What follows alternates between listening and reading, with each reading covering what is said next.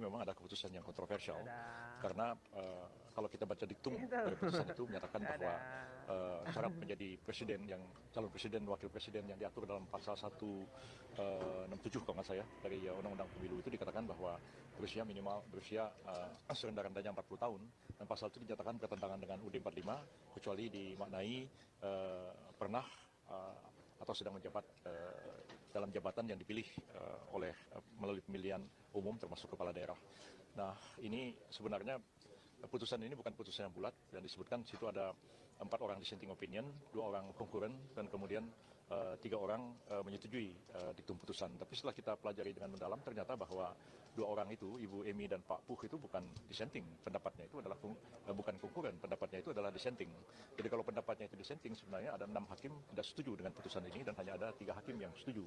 Tapi diktumnya mengatakan mengabulkan permohonan untuk sebagian dan menyatakan umur 40 tahun itu bertentangan dengan UUD 45 kecuali dimaknai pernah atau sedang menjabat sebagai kepala daerah. Nah, putusan diktum itu adalah putusan yang berlaku dan mengikat, tapi putusannya itu sendiri problematik dan saya kira ini bisa dianggap orang sebagai satu ada penyelundupan hukum di dalamnya, bisa ada bisa ada kesalahan tidak nyambung dalam putusan itu sehingga kalau dilaksanakan nanti tentu akan menimbulkan permasalahan baru. Dan putusan itu memang tidak memerlukan perubahan terhadap undang-undang, tapi perlu peraturan KPU.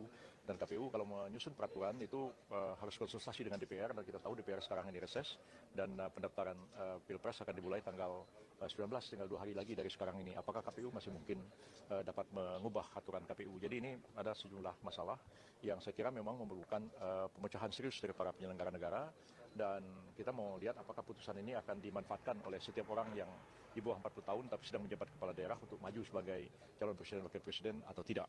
Nah, kalau saya sih berpendapat itu kalau terjadi pada saya mengatakan ya terima kasih MK sudah beri keputusan dan membuka pintu bagi saya di bawah 40 tahun dan kebetulan jadi kepala daerah atau pernah menjadi kepala daerah untuk mencalonkan diri sebagai presiden dan wakil presiden, tapi saya tahu ini putusan kontroversial daripada menimbulkan reaksi di tengah-tengah masyarakat dan menimbulkan permasalahan legitimasi di belakang hari, ya saya terima kasih, tapi saya nggak usah maju aja deh daripada timbul masalah di kemudian hari. Saya kira mungkin itu merupakan satu cara yang bijak, ya, tapi pada akhirnya saya serahkan kepada siapa saja yang memenuhi kriteria untuk maju sebagai calon presiden wakil presiden sesuai putusan MK nomor 90 kemarin.